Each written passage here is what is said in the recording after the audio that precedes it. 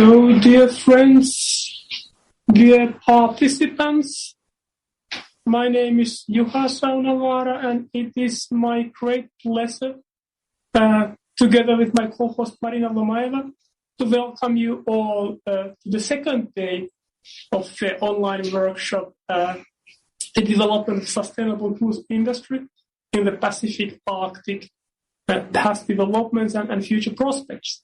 As already mentioned yesterday, this event is based on international cooperation between various actors, and it also serves as the 12th Japan Arctic Research Network Center's open seminar. And yesterday we talked about sustainable tourism and environmental protection, and today we will focus on cruise industry, local communities, interregional cooperation, and human resource development. Dear participants, my name is Marina Lomaeva. We would like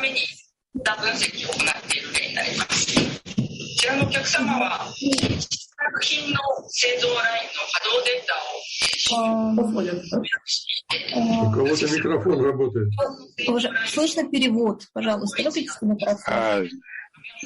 There's a microphone working. We would like to cordially thank our dear partners, the Russian Far East and Arctic Development Corporation, and the Human Resource Development Platform for Japan-Russia Economic Cooperation, Social Exchange Hub for co-organizing and co-sponsoring today's session and this two-day event. As we said yesterday, this seminar is not an isolated event, but a part of a larger initiative aimed at building a network of actors interested in contributing to the development of sustainable cruise tourism in the Pacific Arctic. I'm very happy that we have managed together for today's session the speakers from the Russian Far East and Arctic Development Corporation, Hokkaido and Sakhalin local governments, Otaru city, indigenous communities, Koryaks and Niks, and the researchers specializing in the study of their traditional lifestyles, such as those of the Ainu communities.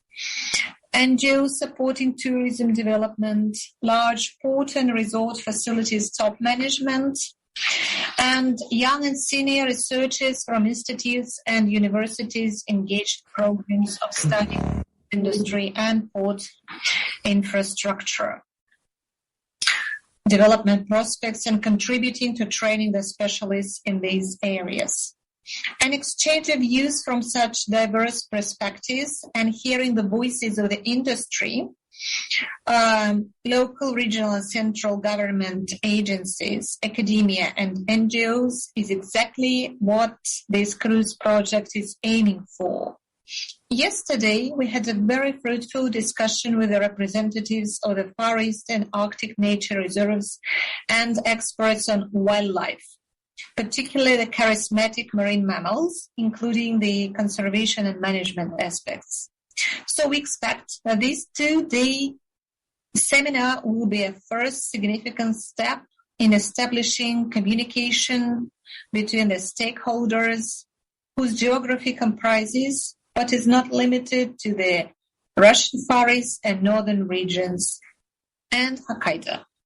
Some of the participants who have registered for this seminar belong to or are members of and contributors to the various regional and national forums and NGOs, such as the Arctic Council, the Arctic Economic Council, Association of Arctic Expedition Cruise Operators, Japan Polar Research Association, the Russian Geographical Society, Japan-Russia Exchange Association, Nichiro Koryu Kyokai, Association Maritime Heritage, Kamchatka Tourism Association, etc.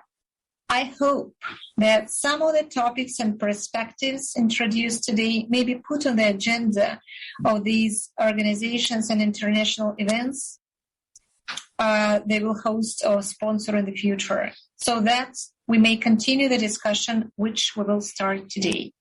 So again, when we approach cruise tourism from the perspective of sustainable development, the narrative may vary greatly depending on the approach.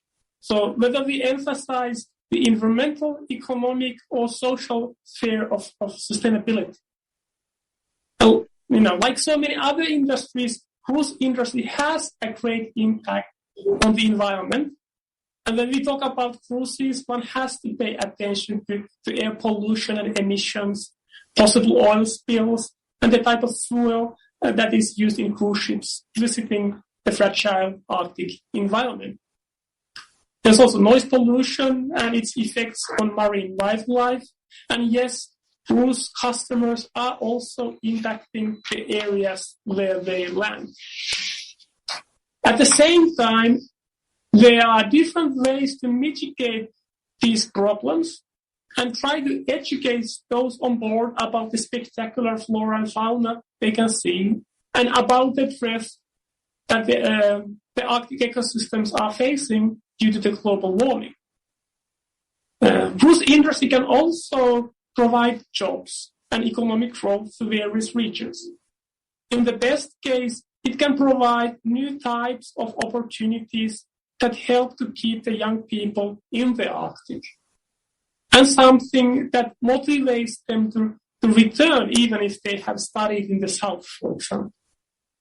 And finally, the sudden emergence of cruise ships carrying hundreds or even thousands of passengers can be an obvious source of stress for Arctic communities, both indigenous and non-indigenous people and local infrastructure. This may not be the case yet in the area we are talking about today, but we have already existing examples from Svalbard and Greenland and so on. And, there may not be a perfect solution that would make everybody completely satisfied, but I like to think that there is a possibility for a compromise that is acceptable to everyone. The area our seminar focuses on is not yet hosting a large-scale cruise industry, and I'm not in a position to say whether this will happen in the future, but what I can hope is that our initiative brings relevant stakeholders together to identify and analyze the issue areas that may affect the development of the sustainable cruise industry in the Pacific Arctic in the future. Mm-hmm. Before we start, I would like to announce a few housekeeping rules. As you can see, they are the same rules we followed yesterday. First, change your Zoom ID to Latin letters and write your name and affiliation. Second, mute your microphones and turn your cameras off when you're not speaking. Third, send questions and comments through the chats. 4, specify the speaker to whom you would like to address your question or mention that question is for all the speakers of the session. This event will be conducted in English, Japanese, and Russian. Please select the audio channel you prefer. And when you are giving your speech, please select the off channel. Turn off interpretation. Yes, and following the pattern we introduced already yesterday, today's program is divided into 2 parts. We will have a Q&A at the end of both parts and a short break between the parts. And as you can see, we have a relatively tight schedule, and we will have to be strict when it comes to the length of presentations. And we will shortly introduce each presenter when it's their turn to give their speech. Mm-hmm. And now, without further ado, I would like to open today's first part and invite our first speaker, Tomoyuki Sato, Director of the International Division for Russian Affairs, Department of Planning and Coordination, Hokkaido Governorate. Please, the screen is yours.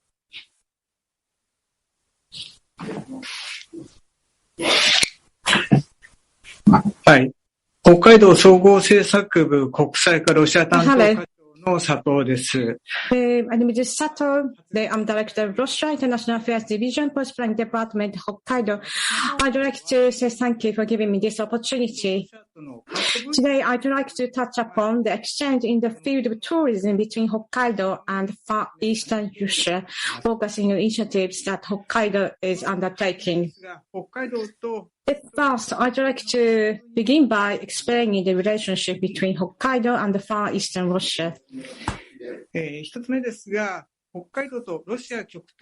I will introduce the framework for exchange with the Russian Far East. Among the main exchange schemes with various parts of Russia, those with the three Far Eastern regions of Sakhalin Oblast, Primorsky Territory, and Khabarovsk Territory, namely Permanent Joint Committee on Economic Cooperation, has the longest history, and it is the most important exchange framework of our province.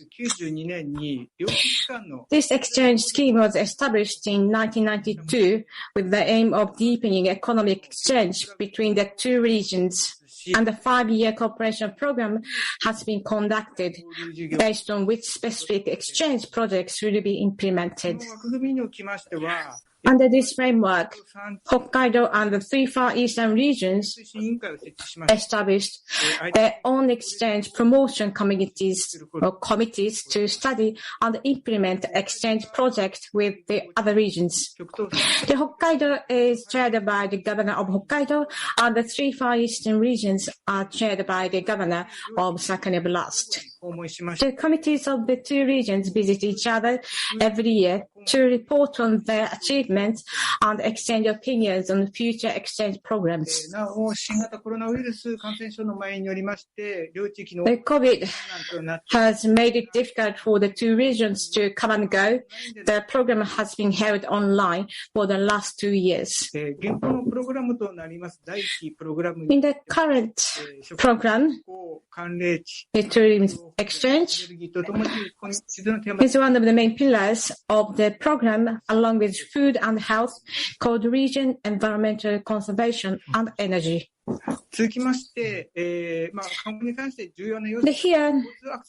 I will explain the status of traffic access between Hokkaido and the Far Eastern Russia. That's a very important part.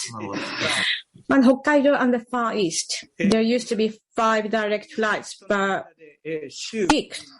And with Vladivostok, we had 2 direct flights per week. But unfortunately, due to COVID and others, unfortunately, these flights are now suspended. And the visitors to Hokkaido now have to go through Narita Airport. And there used to be a ferry service between Wakkanai and Koryak. But this service has been suspended too. はい。続きまして、ロシアから、北海道へお越しになっていただいている status of the tourist from Russia to Hokkaido. ロシアとは、地理的に非常に Hokkaido and Russia geographically very close to each other. にもかかわらず、そのポテンシャルを十分 however, 生かしきれていないという we haven't been able to fully utilize the potential. This graph shows the data from April 2019 to March 2020 of foreign overnight visitors Hokkaido. According to this data, unfortunately, the number of overnight visitors from Russia is only 0.2% of the total foreign visitors to Hokkaido. We have advantage there in terms of geographical proximity with Russia. In order to promote exchange with Russia, We need to improve transportation network, but at the same time, we need to increase the recognition of Hokkaido as a tourist destination. So that is what we have to undertake on both Japan and Russia side. From here, I'd like to explain our initiatives to raise the awareness of Hokkaido as a tourist destination. First of all, dissemination of the Hokkaido or the information of Hokkaido to Russia. First example or initiative is for us to promote the tourism in Hokkaido through Hokkaido Fair. Every year in the Far East region such as Sakkani Oblast, we sell Hokkaido products such as fruits, sweets, and daily necessities in the Hokkaido Fair. At the same time, we promote the tourism in Hokkaido as well. Last year, the fair was held in Sakhalin and Vladivostok, and I appreciate a lot of people participated. On the 18th and 19th of this month, in Yuzhno-Sakhalinsk, they did a city mall, shopping mall, and also on the 25th to 26th, in the Sedanka city in Vladivostok, we are going to hold the Hokkaido Fair. I hope that all of you will join us in the Hokkaido Fair.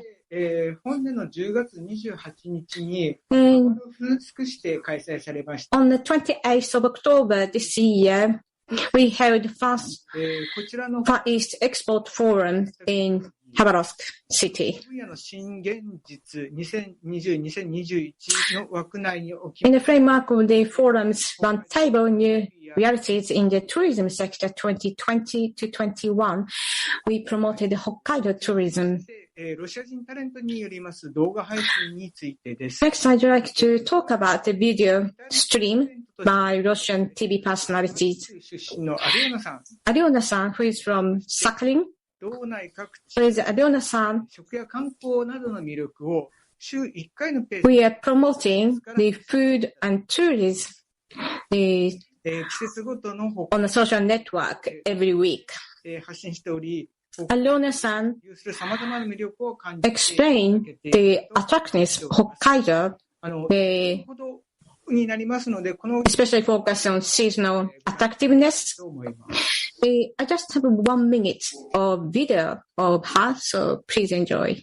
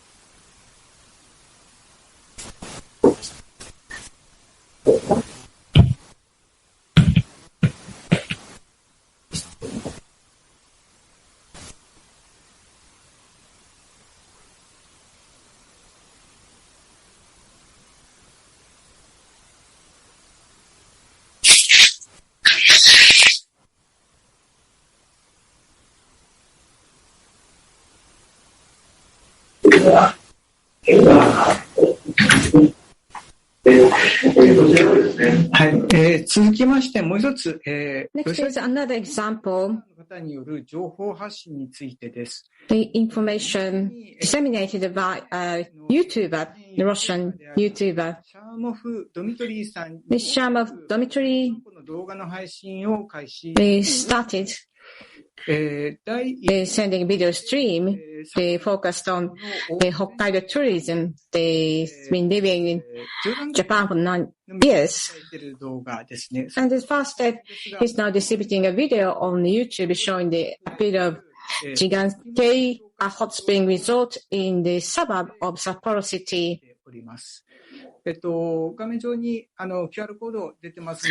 On the screen, you can find the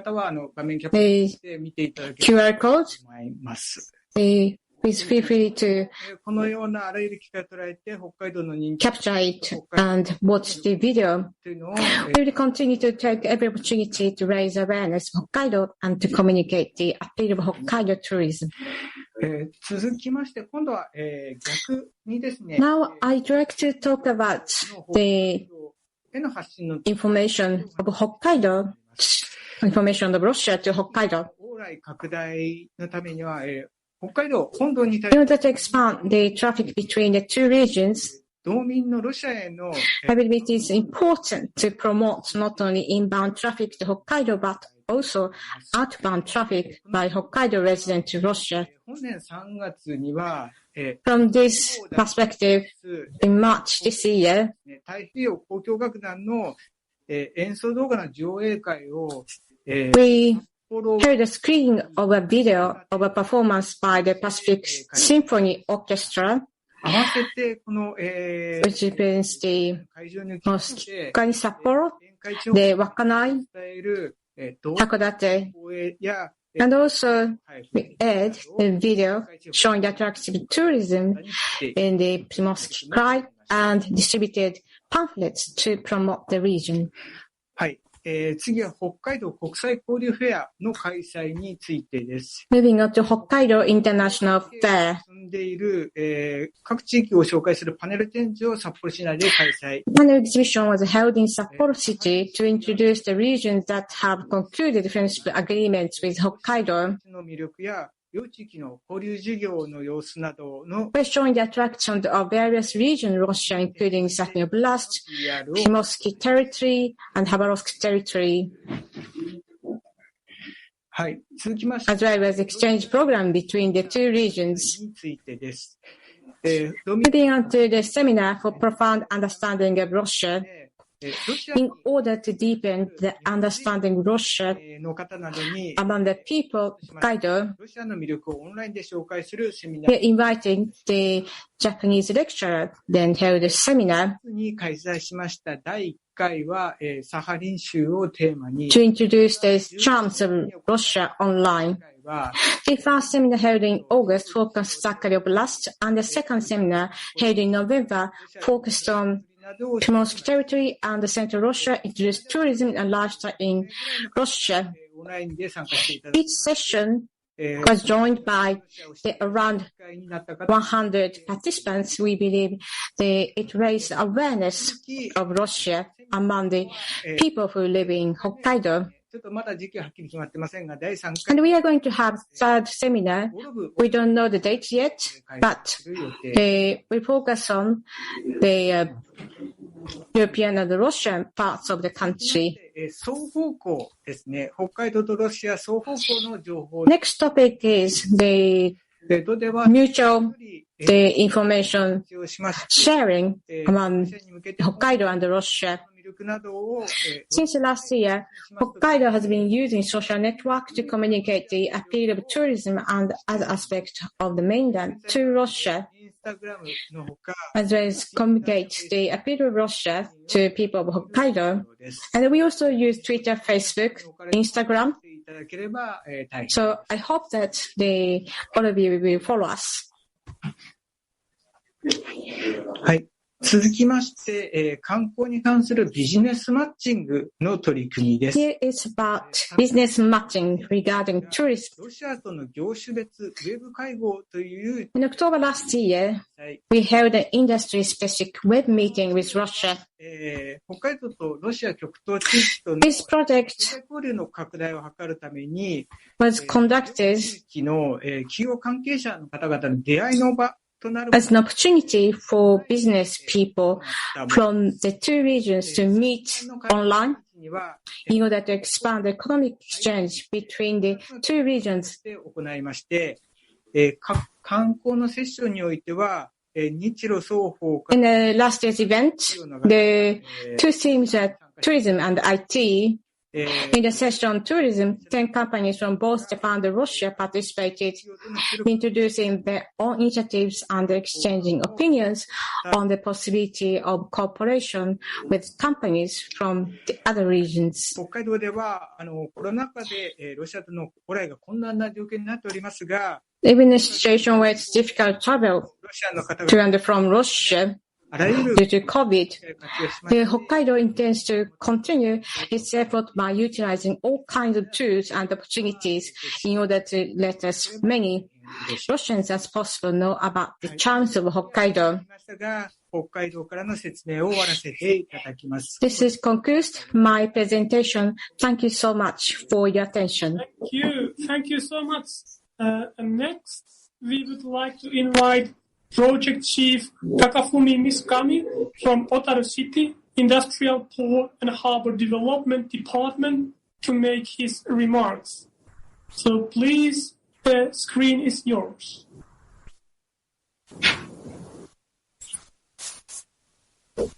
Hello everyone, I am Takafumi Mizukami from the Industrial Port and Harbour Department of the Otaru City, and today my topic is about the cruise promotion and infrastructure development in Otaru. And here in my department, we are working on maintaining the Otaru port, and we also invite the cruise vessels and also do the maintenance.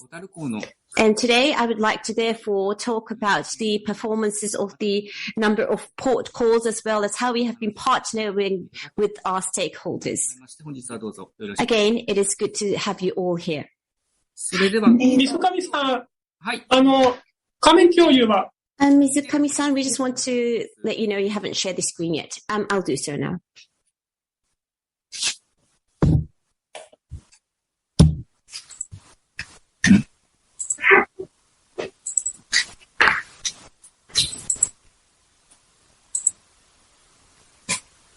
I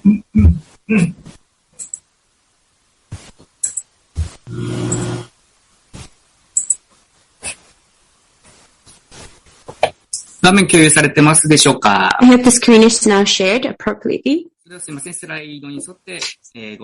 me now follow these presentation slide decks I have prepared. First of all, starting from the outline of Otaru Port. Otaru Port is located on the west side of Hokkaido, and it is being surrounded by mountains three sides, and it is a very natural and calm port. And it is known for a rich area for salmon and herrings. And at the beginning of Meiji period, or in early 1870s, it started shipping coals and also to bring in supplies into the inner areas. And ever since it opened in 1899, it has been designated as one of the critical ports in 1951. And in 2019, we celebrated the 120th anniversary. And we have been utilizing the port to develop the commercial industry, finance, and logistics. And up to today, it has been known as a logistics hub of Hokkaido, especially because it is close to the far East Russian ports. It is having a rich trade with Russia. With the marine climate that we have, although we are located in Hokkaido, we don't have so much gap of the cold and the hot. And I should say that between April and October, our average temperature is around 16 degrees, which is best fit for a cruise port. And the wind is mild, and it is an approximately of 2.7 meters per sec. And because it is close to tourist sites and the city, as well as close to the JR station, and has direct access to the expressways, I should say that the traffic access is very good, and it is a 40-kilometer distance to Sapporo City. And on the left bottom, you can see the picture of Otaru City from top. And you can see that we have two piers that allows cruise vessels, and this allows vessels of up to 50,000 tons, and that is called the number 3 pier, this one here. And slightly far from the central town, but we have a pier which allows vessels of 130,000 tons to be called. And we also have a parking space that allows 50 buses. This is the Katsunai Pier. Now, let me share with you some numbers of the cruise ship track record. And because we have abundant tourism resources in the city and around, Otaru is very famous for the cruise vessel port, and we have one of the top rank port ports.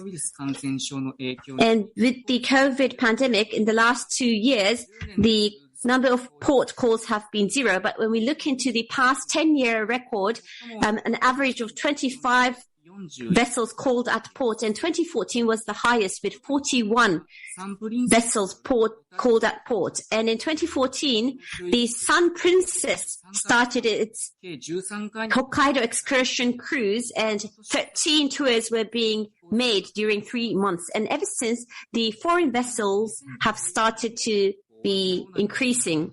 In 2014, Otaru port became number 1 in Hokkaido in terms of the number of port calls. And after 2014, a maximum of 110,000 ton level large cruise ships like the Diamond Princess has been using Otaru port. And possible routes are starting from Yokohama and then coming via Aomori, Hakodate, and to Otaru. This is the case. And from Otaru to outside, Korsakov, Vladivostok, Kamchatka, a lot of the routes are for the Russia Far East, but also there are some cruise ships going to the Alaskan side. And recently, the NSR has been the focus, and that is why we have some cruises coming back and forth in Otaru. And in this way, Otaru port is serving as one of the hub ports for the North-South Sea, Northern Sea route. These are some features of the cruises with the Otaru port. Well, Otaru has a very good access to the Shin Chitose Airport, which is the air gateway, and at the same time it allows food supplies, and that is why a lot of cruise ships do a turnaround. And for travel from Shin Chitose International Airport to Otaru Port, by using a rapid train or expressway bus, it's only around 70 minutes. And at the same time, this route allows to drop by Sapporo. So various tour plans can be made, also including a drop by in Sapporo. Because it is also directly connected to the expressway, we can also target the residents that are living in the center part of Hokkaido for the cruise tours. And we know that the Hokkaido Shinkansen bullet train by the end of 2030 will be coming up to Sapporo. So various traffic or public transportation will be available for the cruise, and other neighboring cities, including the Shiribeshi area, can also be included as part of the tours.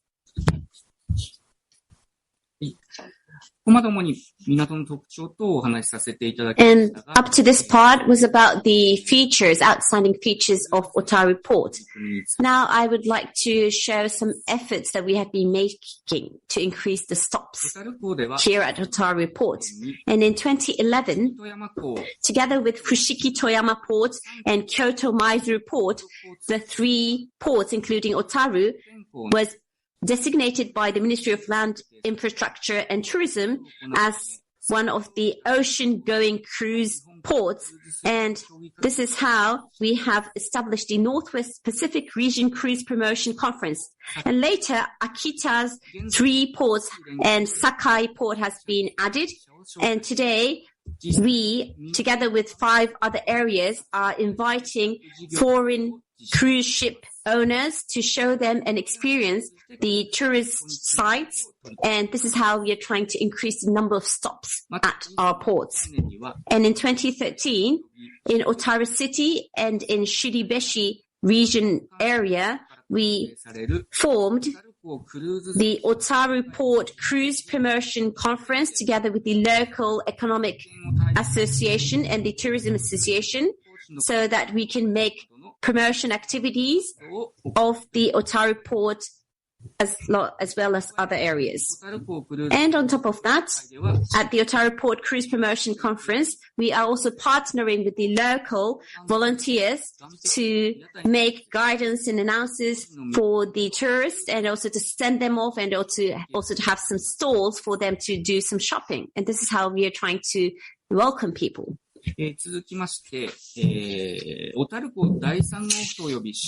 Now, this is about the development initiatives, especially surrounding Otaru Port Pier 3. And recently, the foreign cruise ships are getting larger and larger. And that is why at Otaru Port, we have started to receive a lot of inquiries for the large vessels. And especially the port Pier 3 has been requested because this is close to the city center and tourist sites. So far, we can only allow cruise ships that are only up to the size of 50,000 tons. And other than that, it has to be in the Katsunai Pier. But Katsunai Pier 2, it can only allow up to a cruise ship of 130,000 tons. And that is why it is an urgent matter for us to be able to develop our infrastructure. And because of these necessities, we have started the renovation and also the infrastructure development in the port Pier 3. That means we are now improving the quay so that we'll be able to accept the cruise ships that are at a size of 130,000 tons. And the construction completion is to be done in FY22. And we will also be developing the Dolphin so that we can accept 140,000 ton cruise ships after 2023.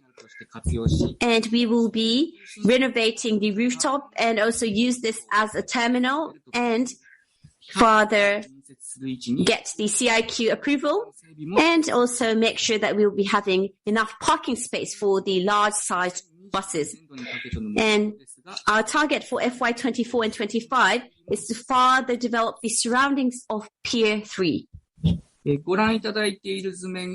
And the layout you see is what we will be doing from FY24 and 25.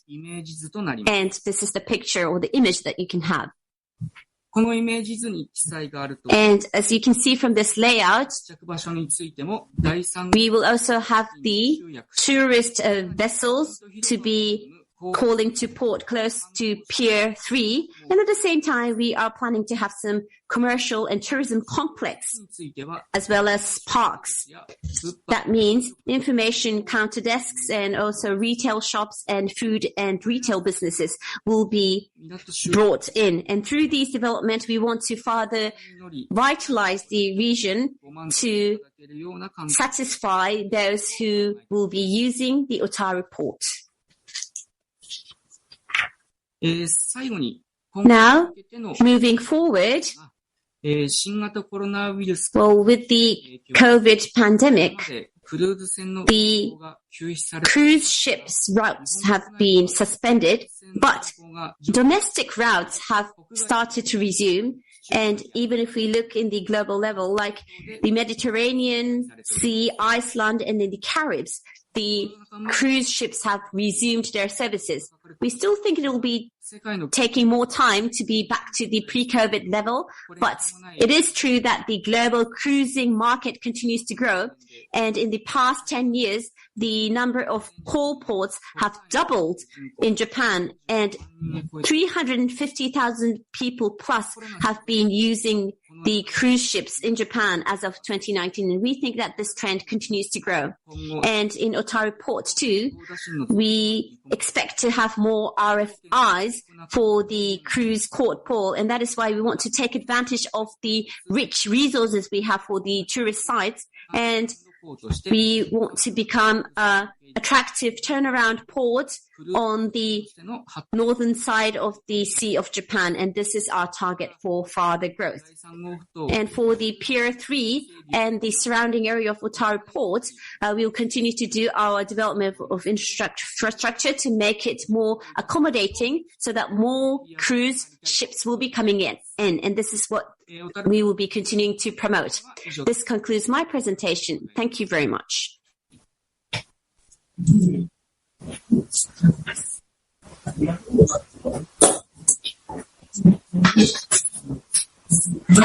Thank you. Our next speaker is Elena Zaostrovskikh, Research Fellow from the Economic Research Institute of the Far Eastern Branch of the Russian Academy of Sciences. Elena, please, the screen is yours.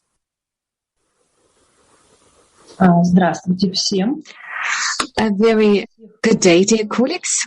I'm very happy to welcome you all. And I'm really delighted to have an opportunity to speak to this online seminar. Just give me a second. I will start sharing my screen.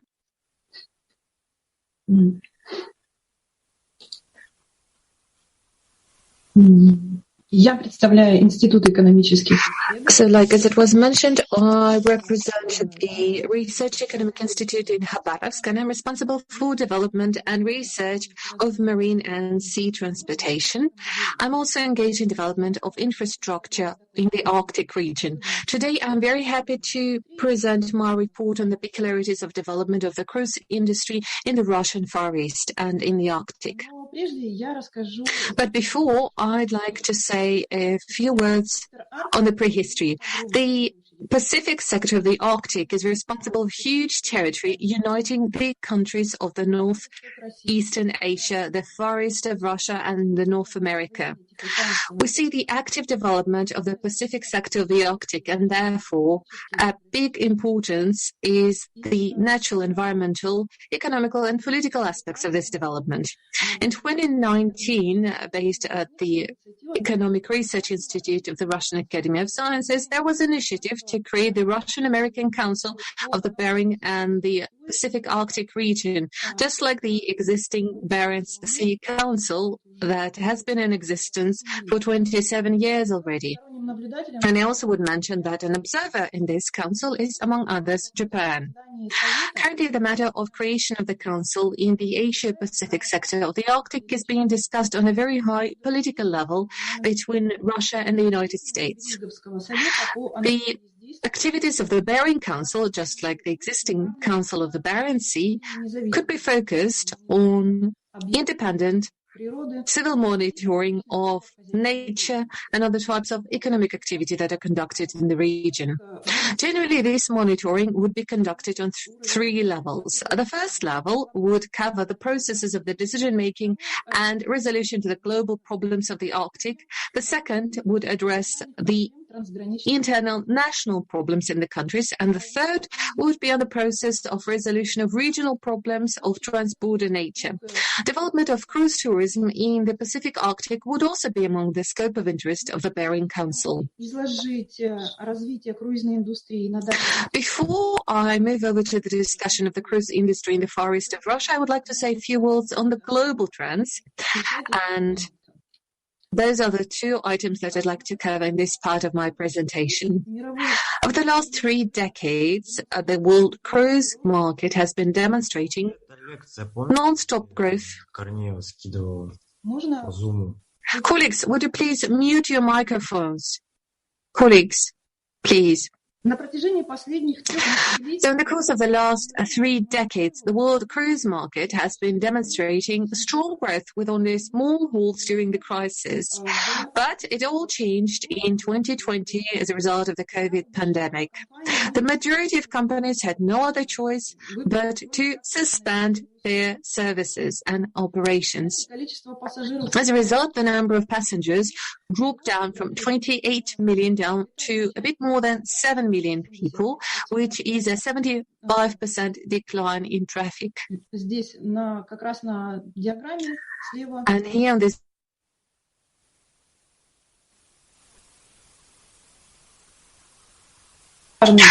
probably new sanitary protocols and new terms and conditions for operations of cruise vessels under the pandemic situation would contribute to the development of new cruise routes with particular attention to environment. As of the beginning of 2021, the cruise fleet accounts for 412 vessels with a total capacity of 22.3 million passengers. The expected revenue from sales of tickets to those ships would be around $1,600 per passenger. And the largest share for the cruise fleet, before the pandemic, would go to North America. That was 53%. Then goes Western Europe, 32%, and finally Asia with 15%. Generally, countries having extensive marine tradition and maritime traditions have a somewhat higher share of population that are likely to purchase cruise tickets. However, we see that there is a relatively low popularity of cruises in Asia. They are somewhat not considered to be a popular way to spend your vacation. However, the situation has been changing quickly. Starting from 2010, we've seen Asia actively developing cruise transportation and cruise clusters by offering those services and developing the seaports for cruise ships. At the same time, we see that the sea vessel owners are going through very difficult times. They are carrying high financial losses, and therefore many companies had to suspend operations. Many of the assets were seized and sold through the auctions. For those sea vessels that did not find their purchase at the auction, they simply had to be demolished, and the average age of the cruise ships that are being demolished for the first time in history declined dramatically from 47 down to 28 years in operation. Some experts believe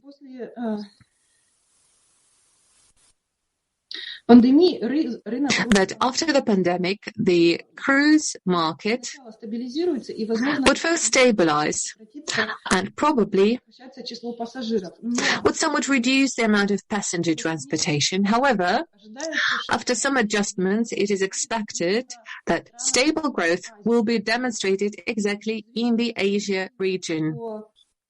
We also know that the very first large cruise ship in China, produced by the Chinese Maritime Corporation, was handed over to the shipyard for assembly in 2020. It is expected that it will become operational in 2023. That is, a cruise line of Vista class will be quite massive, and it will be able to carry large amount of passengers, namely more than 5,000 passengers. So we obviously see the potential for intensive development of the cruise industry. But of course, we have to take into account that the pandemic should stop in the nearest time in order for that to happen. Но прежде я продолжу с развитием круизного судоходства и бизнеса. As we see the development of the cruise industry and the cruise seaports, we see it as important that the seaport transportation develops accordingly. You can see on the map the main seaports that are being used by the cruise industry. There might be some discrepancies, but I apologize if you recognize any of the minor mistakes on the slide. But generally, I would say that if we analyze the dynamic of the development of the cruise seaports, there are the following trends. Back in the 20th century, the global cruise port system was characterized by high concentration on a limited territory and only very limited participation of tourism. Already in the 21st century, we see that this concentration is declining and there are new cruise lines being developed, and the number of the cruise ports is also increasing. The main prerequisite for development of the cruise industry today is an availability of a well-developed infrastructure in terms of ports and proper operations and sustainability and stability of operations. Just yesterday, we've heard some speakers mentioning that the big problem is embarking and disembarking of passengers. I would say that is a global problem, and therefore availability of adequate ports that are able of hosting of a large amount of tourists at the same time is a big problem from small seaports in some exotic locations. At the same time, mass development of cruise tourism creates a massive dilemma for the seaports. They either have to generate massive income and profits from tourism or take care of the environment. Well, that would inevitably result in further segmentation of the market between large seaports that are visited by massive cruise ships and the smaller seaports that are only visited by smaller vessels. Probably that would result in the fact that in the future the cruise industry would engage and commission new cruise terminals combined with adjacent infrastructure like hotels, entertainment centers, condominiums, and shopping malls. Actually, we already see a similar trend happening in the container transportation. If we talk about development of cruise tourism in the Arctic, well, that is certainly terra incognita for us so far, and we are yet to learn more about it. Currently, a lot of climate research is conducted to analyze the availability of those routes. Scientists believe that if the melting of the Arctic ice would remain on the same level, then already by 2050, the North Sea route would enable development of tourism and fisheries, but would be limited in availability for the vessels because the Arctic ice would stay around the Canada and Greenland. But the Northern Sea route would enable us to develop 3 routes: national, transit, and cruise route. However, it is important to remember that the opposite side of the climate development would also be the adjacent risk due to increased sea levels, more storms, because there will be generally more areas of open water. And of course, the erosion of the coastline in the Arctic is a big risk. It is believed that in this case, особо уязвима будет транспортная инфраструктура. The transportation infrastructure would be particularly vulnerable. So we talk about the development of the Arctic cruise tourism. It is certainly making a big step in the Arctic. It only started in 2020 and 2010 when the requirements to the ice protection of the sea vessels was reduced. And now we see that with every year there would be more and more tourists going to the Arctic.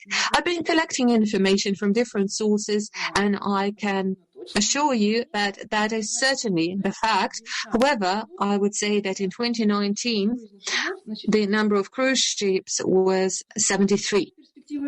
At the same time, the prospect of development of the Arctic ports is largely focused on the development of natural resources and not that much the development of the cruise tourism. However, on the map, I have identified some red spots, and those are the ports that in the future can be used for tourist purposes. I would say that the overwhelming majority of the Arctic ports are small, and they have only limited amounts of automated parking spaces and ferry locations for the vessels. Certainly, in this table, we see that the majority of them are the ports belonging to Russia and Norway. There is one general trend typical for all of the Arctic region. We see that the problem for the development of the cruise ports are somewhat shallow seas around the ports. Coming to the second part of my report focused on the peculiarities of the Russian Far East, I would say that based on the survey that we conducted, one may conclude that the cruise industry development on the Arctic has all the necessary prerequisites for further development. We recognize that there is a long sea coastline, there is a proximity of the Russian Far East to the market of passenger transportation, there is rich cultural and historical heritage, there are natural landscapes that are of great tourist value, and there is also opportunity to develop new ecological routes. Currently on the territory of the Far East, there is an interregional project being developed, the Eastern Ring of Russia. It is supported by the Russian Tourist Authority, and it comprises of a number of routes that take into account the natural and touristic value of the Far East. It is considered to be the foundation for development of a shared and unified space for cooperation with the countries in the Asia-Pacific region. However, in order to turn it into an actual system and a complete infrastructure, it is important to develop the logistic infrastructure. It is currently reflected in the respective state programs, but of course it is all limited by the pandemic at the moment. To be more specific, I would say that there are certain limiting factors to the development of this project, the Eastern Ring of Russia. The problem is lack of stability in the economic situation, lack of balanced approach in the tariff policy, and limited regional cooperation and lack of balance in the tourist policy in the regions of Russia. Currently, we see that the sea tourism in the Eastern Ring of Russia is largely focused in the northern part and the ports of Koryak, in the Karela, Chukotka, and Vladivostok. Well, of course, the tourist might be somewhat shocked by the price. It takes 400 to 700,000 rubles for a 2 weeks cruise. Of course, this price is conditioned by a number of factors, but nonetheless, if we talk about the largest cruise ships of the category of 3 or 4 stars, the expenses are in this range. So it's quite expensive for Russian tourists. And the final slide that I'd like to present today. If we talk about the seaports infrastructure as one of the key elements for the development of the cruise ships in the Far Eastern region, I would say that the Far Eastern region is most dense in the number of seaports, and the majority of them have an international status, which enables its availability for foreign cruise ships. However, the infrastructure in the Far East requires upgrade. And currently, I would like to mention 2 big projects that are planned for implementation under the cruise development. That is the Petropavlovsk-Kamchatsky port and Koryak port. The biggest problem for the Koryak port is the availability to host the vessels and the shortage of berths. And the only way to host those ships is exclusively in the raid. However, it is positioned as an Arctic hub, and there is a prospect for development to host cruise ships. Currently, if we talk about the Koryak port, there are plans to develop all types of initiatives to make it more available for tourist ships and cruises. And provided that those measures are successfully implemented. Elena, I'm sorry, you have just 1 minute left. Yeah, okay. I'm really coming to an end now. So it is expected that implementation of all the measures planned will help us make one more step towards development of the cruise tourism and to position Russia as a country where cruise tourism is actively developing, especially in the Far East. And in conclusion, I would say that despite the above-mentioned problems, the Far East of Russia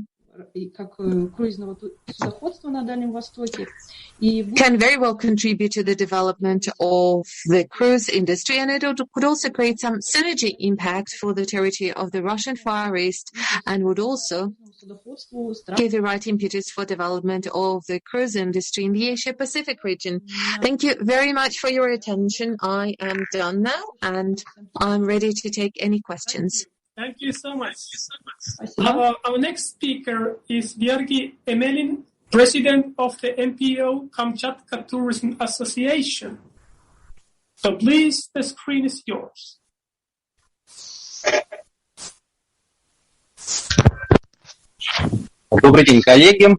A very good day, dear colleagues. I will launch my presentation.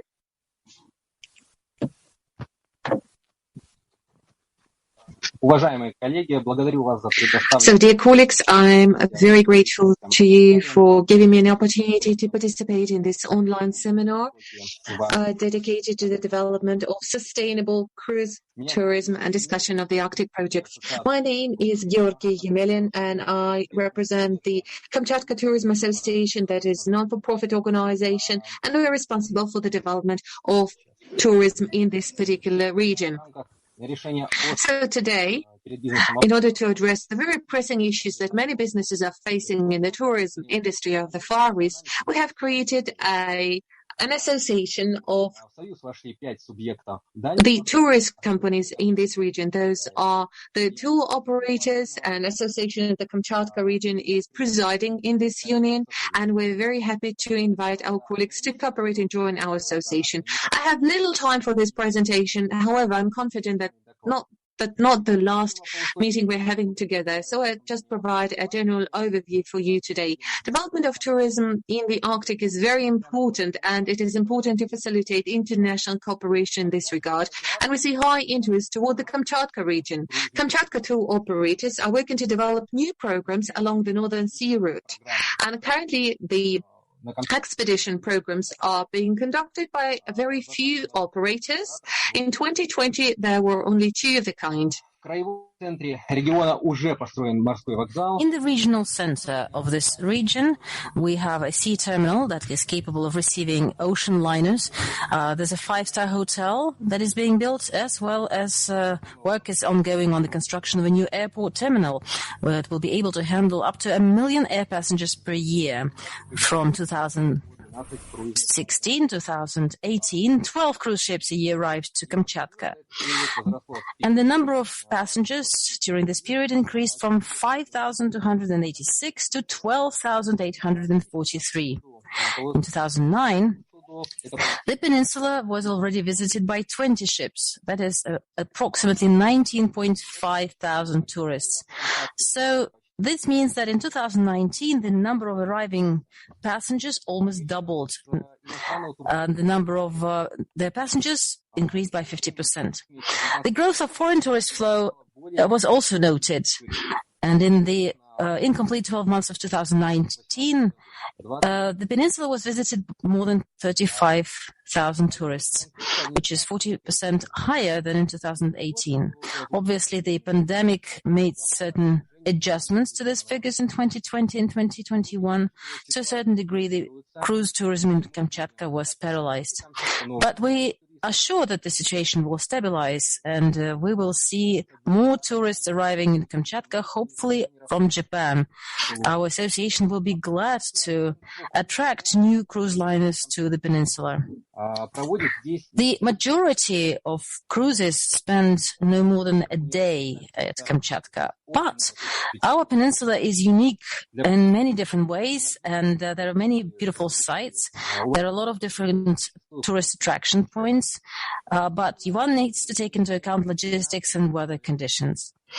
At the same time, financial component is of great importance.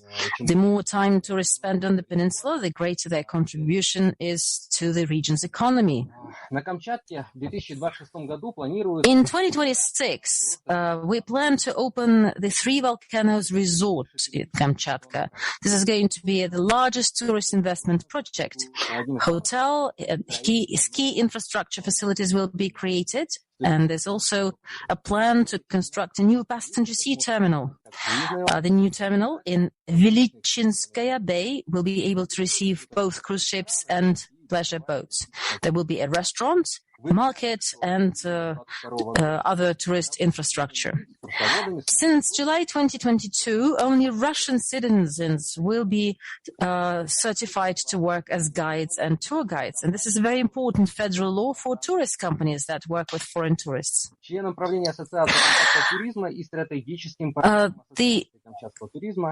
Kamchatka Association of Interpreters and Foreign Language Teachers is a strategic partner of Kamchatka Association of Tourism. As for the projects in the Arctic, we will be glad to get involved in the projects of our colleagues that are related to the Northern Sea route. We believe that the development of the Northern Sea route will give a new impetus to the development of regional tourism.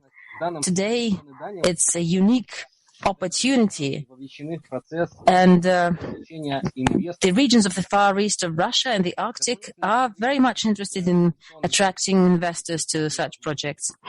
There are a number of other opportunities that are provided by the regional authorities. We have a so-called area of advanced development. There's a free port zone in Vladivostok, and there are all kinds of other impetuses that are provided. The infrastructural development is key to the Northern Sea Route development, and the Kamchatka project of liquefied natural gas transshipment is one of the key projects for Kamchatka. Association of Kamchatka Tourism will be glad to participate in the various tourism projects as part of the Japanese-Russian cooperation framework. We are open to international contacts. We have a national project that is entitled Small and Medium Enterprises, and as part of this national project, our association is planning to develop a new digital platform that will provide layers with information on the situation in the Arctic for different types of economic activity. For example, the map will be able to display the demand for a particular product or service, transport infrastructure, the roads, maybe some population density figures, and the unemployment rate. We'll be very glad to cooperate with our colleagues who participated in the seminar today and yesterday. My contact information for further dialogue will be posted in the chat of this seminar. Thank you very much for your attention, and welcome to Kamchatka.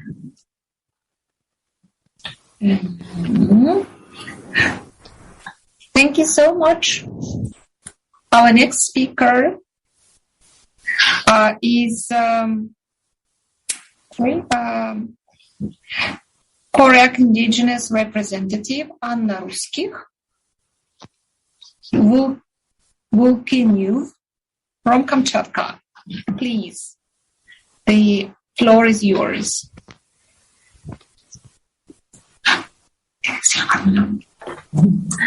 Здравствуйте.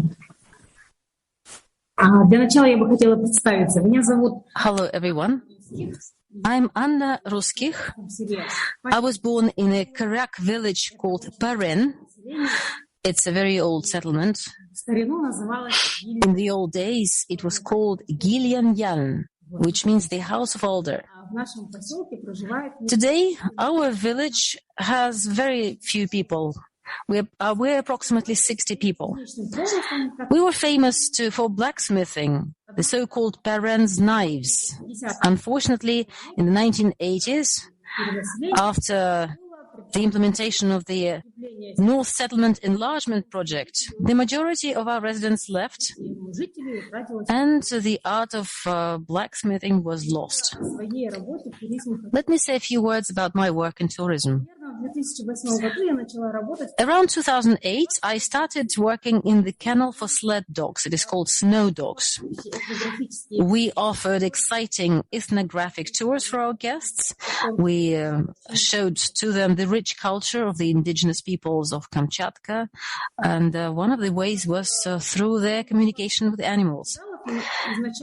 The traditional way of life of the indigenous peoples of Kamchatka has always been linked with the nomadic way of life. And until 1950s, dog sledding was practically the only means of transportation, especially in winter. Humans and dogs traveled hundreds of kilometers together. They fought the elements. They explored the north together, hunted together, protected pastures, and went together through generation after generation. And over more than 12 years of work in the kennel, I had to communicate with people from different countries. This was a great experience for me. I saw tourists from Japan, China, Korea, the US, Canada, Turkey, and many European countries. And I can say with confidence that the traditional culture of Kamchatka did not leave any of our guests indifferent. From my experience, I can tell you what attracts our foreign guests more. Everything that is related to ethnic traditions, the indigenous peoples, their way of life, traditional clothing and jewelry, national cuisine, arrangement of housing. I apologize for breaking you. Unfortunately, we can hear Russian in the Japanese channel, so the Japanese interpreters should check their channels, please. Please let me know when I can continue. Да, конечно, продолжайте. Все хорошо теперь. Хорошо. Но традиционный уклад But I have to say that one cannot present the traditional way of life without explaining nature, without explaining the origin of various items of our everyday life. So if one wants to understand the culture of the Kamchatka people, one has to look at it through the prism of nature. Our people are the children of nature, and tourists are usually fascinated by the wildness of Kamchatka, where they can actually see real bears, foxes, wolverines, many other animals and birds. They can breathe the smell of tundra. They can walk the volcanic earth. They can catch a wild salmon, including using traditional salmon fishing methods. They can see lava flowing down the slope, and they can walk on a centimeter layer of volcanic ash. Everyone will find something of interest. From the geographic point of view, one can divide all tourism in Kamchatka into southern and northern tourism. In the south, tourism does not affect the life of indigenous peoples. People are already accustomed to the benefits of modern civilization. So they preserve crafts, making items of clothing and art for sale. However, in the north, there's no mass tourism.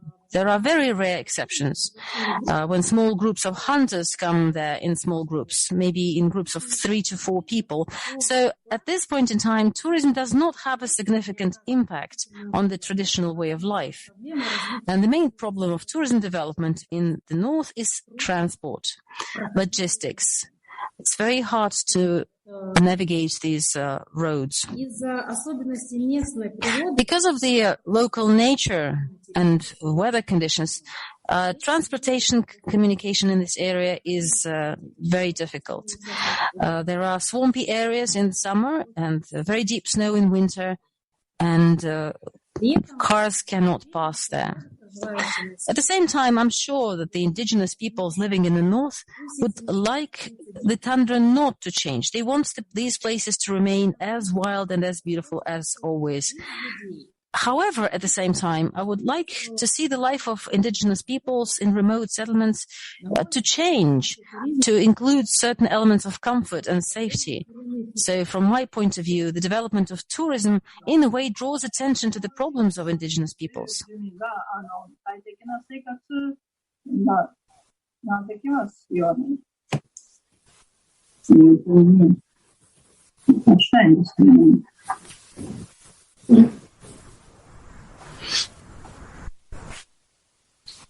Thank you. Thank you so much. And our next speaker is Associate Professor Mayumi Okada from Hokkaido University, Center for Advanced Tourism Studies. So this will be the last presentation before the question and answer section. So I will encourage everybody to send questions and comments through the chat. But before that, Okada-sensei, please, the screen is yours.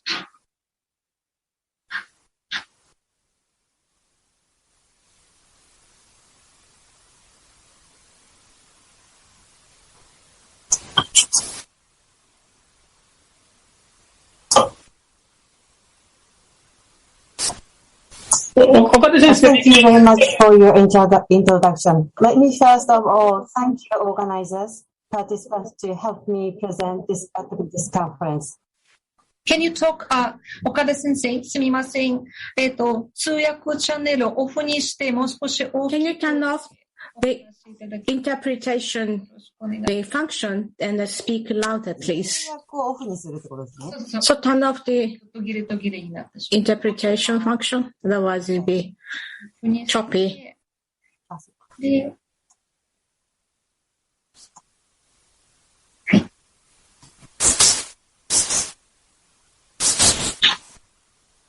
この地球マークの通訳のところを一番上のオフにしていただければ。はい。よろしくお願いします。Sorry for my trouble. My name is Mayumi Okada from Center for Advanced Tourism Studies, Hokkaido University.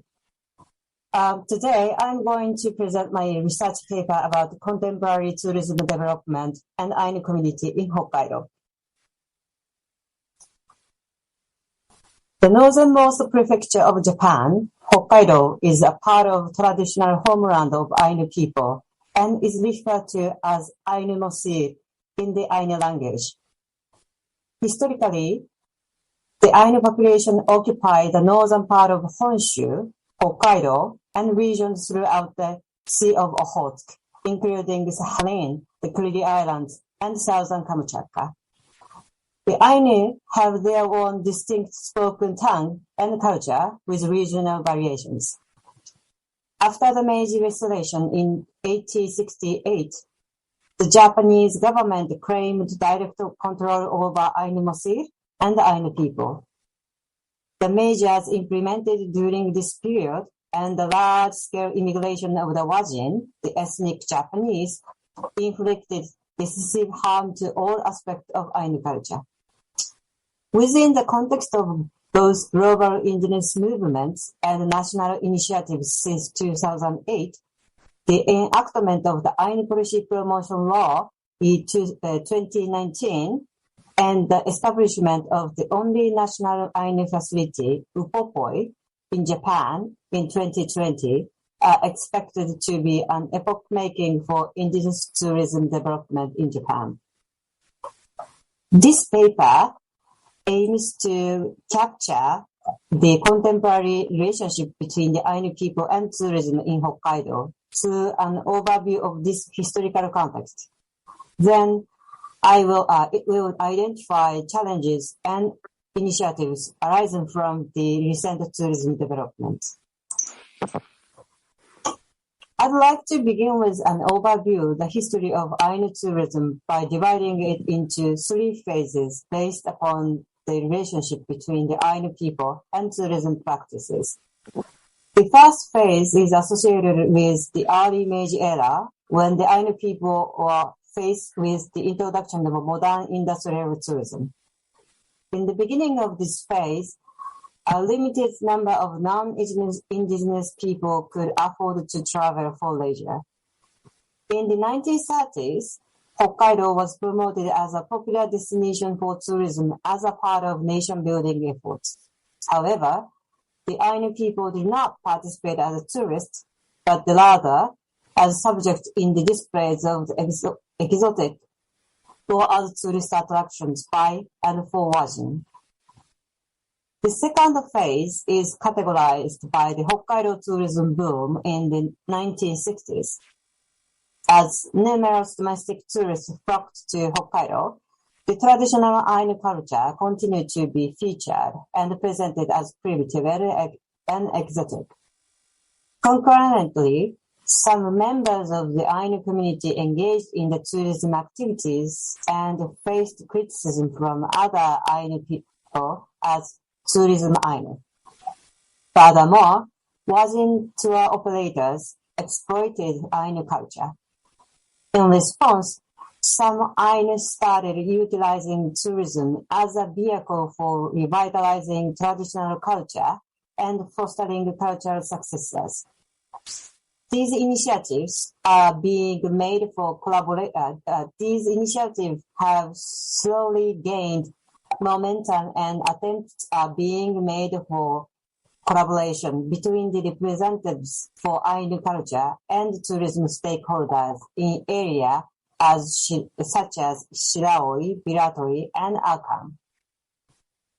The third phase is associated with the promotion of the Ainu policy and development of Upopoi beginning in 2008, following a resolution by the Diet to officially recognize the Ainu as indigenous people of Japan. This context provided a springboard for the development of comprehensive policies and discussions regarding economic support for Ainu communities through commercial activities that foster cultural revitalization, especially tourism.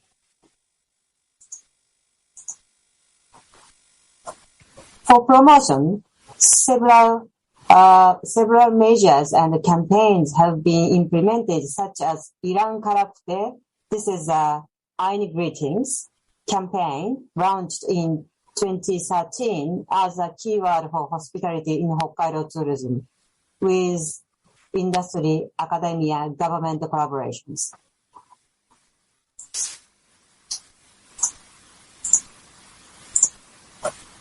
In 2019, the Ainu Policy Promotion Act was enacted, legally recognizing the Ainu as an indigenous people, and the following year, in 2020, Upopoi, a symbolic space for ethnic harmony, was opened in the town of Shiraoi in southern Hokkaido. While various approaches have been taken in the past to promote and raise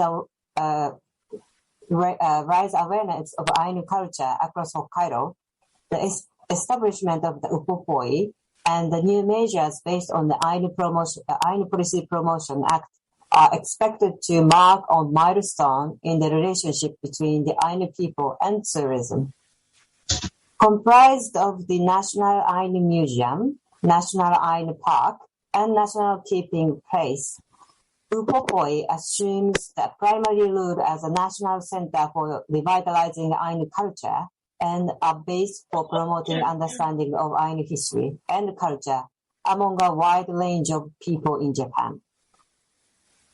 On the other hand, as stipulated in the pre-COVID-19 formulated Ainu Policy Promotion Act, the facility aims to attract 1 billion visitors, and expectations are mounting that it will bring positive effects for the region's tourism and positive effects for the region tourism and industries through the development of wide area tourist routes originating from Upopoi.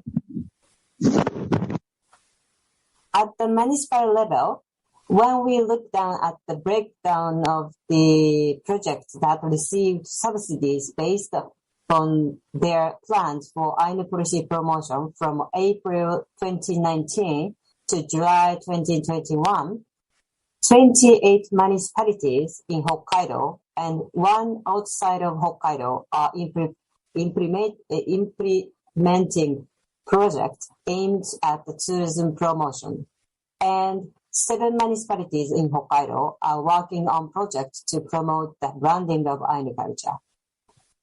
More specifically, a number of these projects are aimed at promoting Ainu cultural tours. Several others are aimed at the building on an attractive brand for local Ainu culture through collaboration with craft people and artists, or through products and services associated with Ainu culture. As demonstrated above, the trend of recent Ainu policies is shifting towards to enhancing cooperation with businesses and municipal tourism policies, which stimulated tourism development with protection and promotion of local Ainu cultures, as well as rising awareness of Ainu people across Hokkaido. For instance, Akan area, which is one of the famous tourist destinations and also regions where Ainu culture has been traditionally passed down, have launched several tourism development with Ainu community initiated. A tradition, modern fusion dance performance, Russkikh, is one of the successful initiatives with cooperation with local Ainu community, such as Ainu Craft Arts Association. The story of the dance is based upon traditional Ainu legends and performed in both traditional Ainu and modern dance with digital art. Since 2019, when the Russkikh performance began, the number of the visitors to the theater is increasing. Also, in Akan, a year-round guided tour by the Ainu people themselves have also started since 2020 as joint operation with Ainu community and tourist enterprise. There are six programs, including walking tour in the forest and lake while listening to the personal narratives of the guides. This is the first guided tour businesses regarding Ainu culture throughout the year, and it's expected to be an opportunity for Ainu people themselves to narrate their own culture and way of life through tourism activities.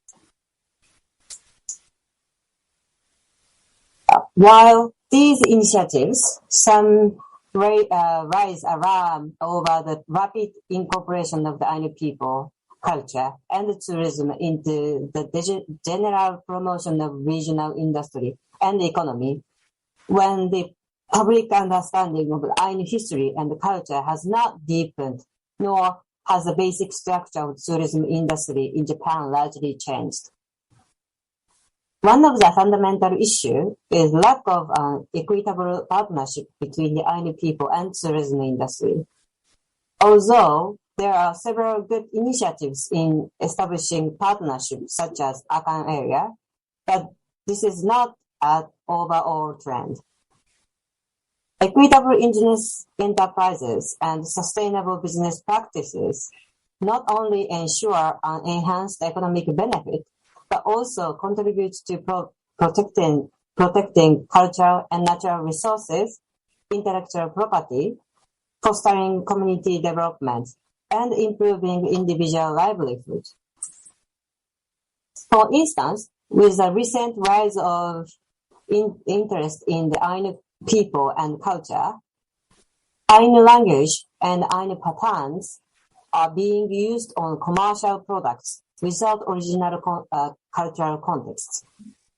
Misappropriating traditional knowledge of the Ainu people not only impairs the dignity of Ainu people, but can be a barrier to achieving a balance between the protection of the Ainu culture and economic independence of the Ainu people. It can also be an obstacle to promote appropriate understanding of Ainu people and culture, which are the essential objects of the Ainu policy. To overcome these problems, some local Ainu organizations are trying to protect their intellectual property rights by establishing equitable collaboration with tourism enterprises. However, the current legislation in Japan does not have effective mechanisms in place to protect traditional knowledge. Other challenges remain, including lack of understanding on the part of business operators for the protecting of intellectual property of indigenous community, and expanding into a prefecture-wide initiatives through cooperation with other regions' Ainu community. In conclusion, let me summarize my paper. This paper follows a historical timeline and contemporary tourism development, investigating the interconnection between the indigenous people of Ainu Massif, Hokkaido, and tourism. Within the global indigenous movement and Japan's Ainu policy promotion, relationship between the Ainu people and Hokkaido tourism is shifting to a new phase. However, it's also noted that as a post-colonial mindset has not been completely extinguished from tourism stakeholders, nor from the contemporary society of Japan, there are several challenges arising from recent tourism development. To realize sustainable and inclusive tourism development for Ainu people in Hokkaido, more academic discussions and efforts on site to establish ethical and practical scheme ensuring recognition, respect, and reciprocity are needed. Thank you for your attention.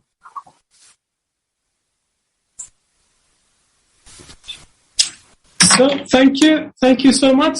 Now it would be time for discussion, but there was a misunderstanding, and I actually disturbed Anna's presentation. So my apologies for that.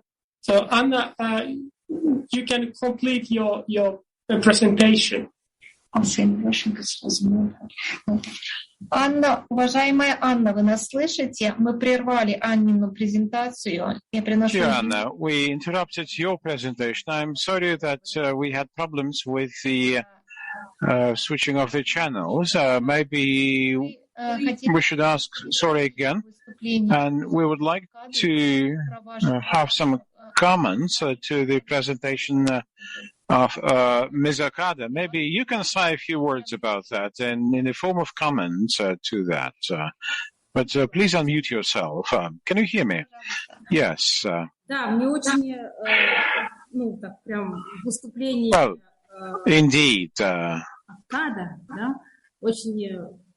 The presentation of Ms. Okada reminded me of the times when we visited with our musicians, the Ainu community. Indeed, this is a very old and ancient culture, and we stayed with them for a week with the friends from the Ainu community, and we found many things in common between ourselves and them. The thing is that those are also indigenous communities, and we here are also indigenous, and we are related by the wild nature. We were born from wild nature, we were fed by the wild nature, and we are now reviving our roots, and we want to restore them. And I think the Ainu culture is very close to us. We are still remembering with my colleagues that visit of the Ainu community with great warmth. And thank you for trying to preserve this culture of this unique Ainu community. So please give my regards to all the Ainu. Thank you. Thank you so much. And I guess now we have time to take some questions and comments.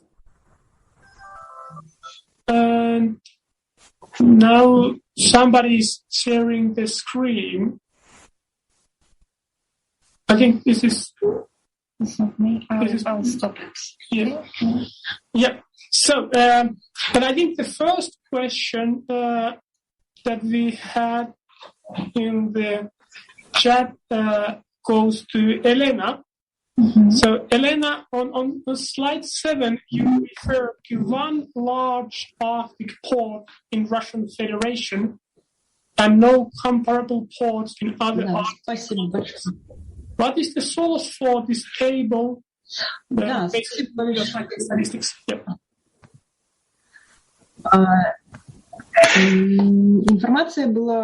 this information was taken from the World Port Index statistics of 2019, and according to that data,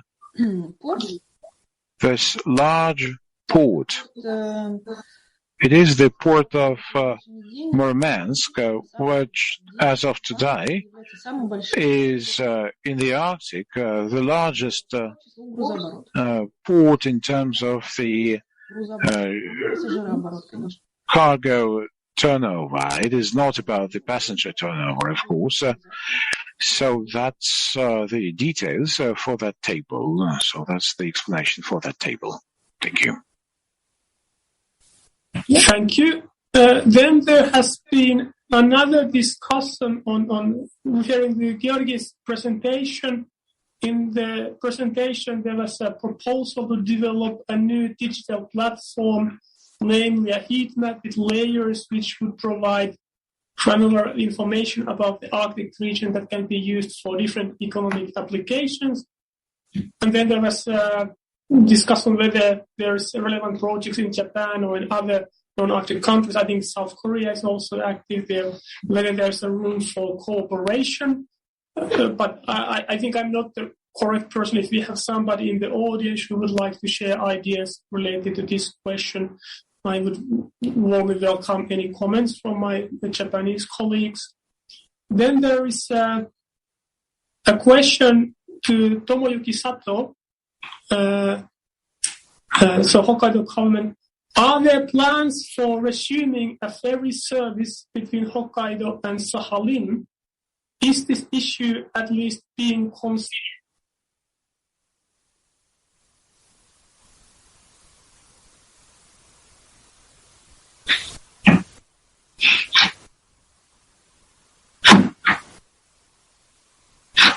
So yes, please.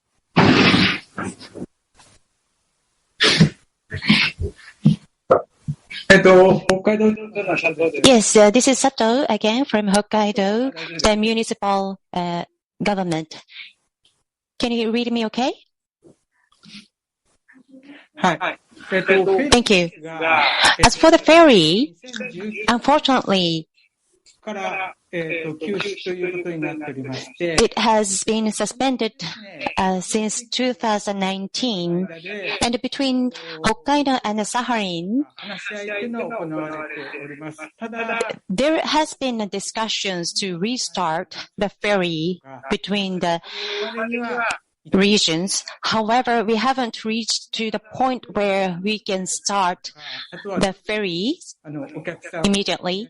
But how we arrange the ships, ferries, and how we can handle the customers, so we need to tackle such challenges one by one, and we are seeking the opportunities to restart the ferry between the regions. よろしいでしょうか? Is that okay? Thank you. Then I'm looking for the chat.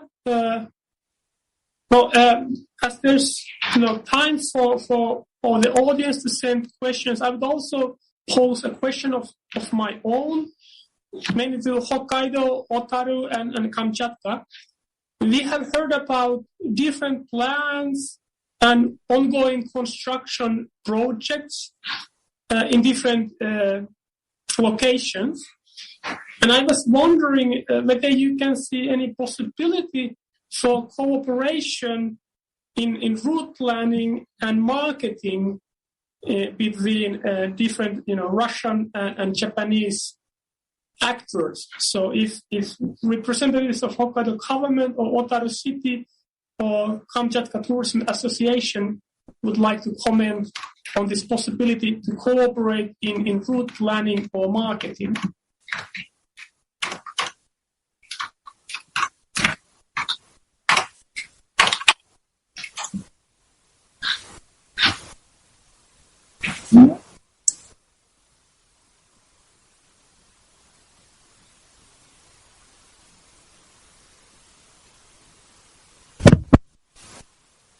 Коллеги, Ассоциация Камчатка для... Well, colleagues, the Kamchatka Association of Tourism, we probably need to study that more.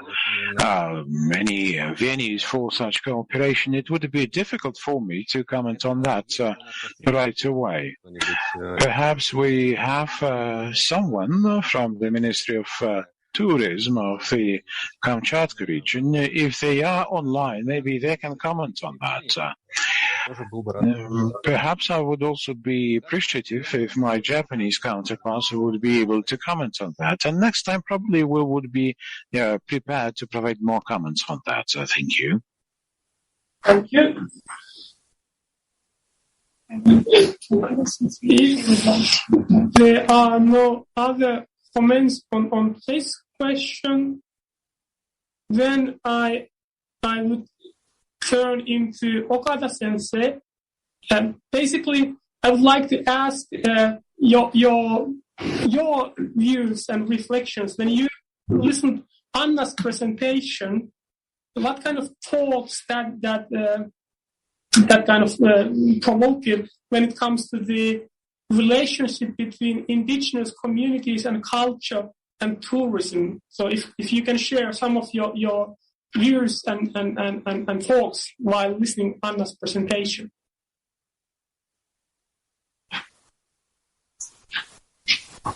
May I answer in Japanese? Yes, you can answer in Japanese. ありがとうございます。Thank you.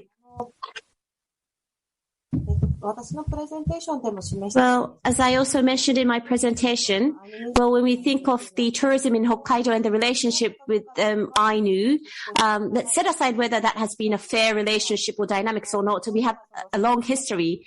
And in the 1990s, the Ainu culture promotion has been supported by the government of Hokkaido as well as the central government.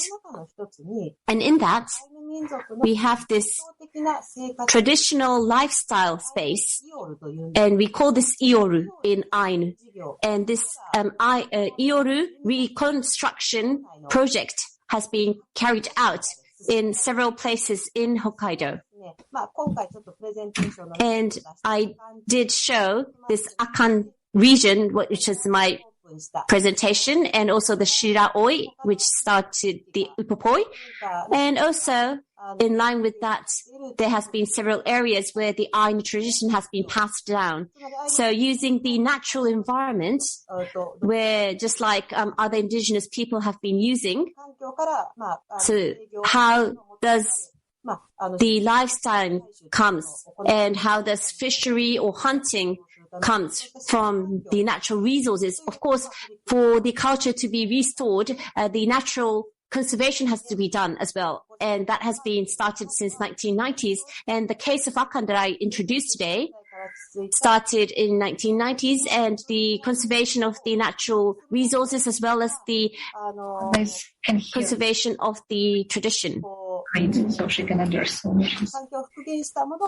And these are the basic foundation. And on top of that, the tourism development is being carried out.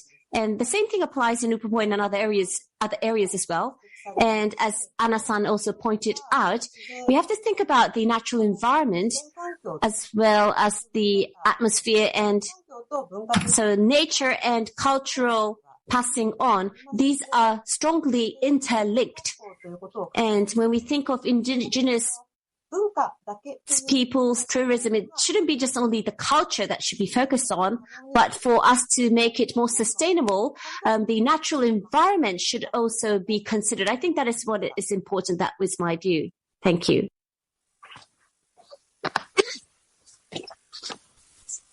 Thank you. Thank you so much. I'm looking for the chat. I can't see any comments. We have still a few more minutes to go. If some of the speakers want to react on other speakers' presentations, there's a possibility for that.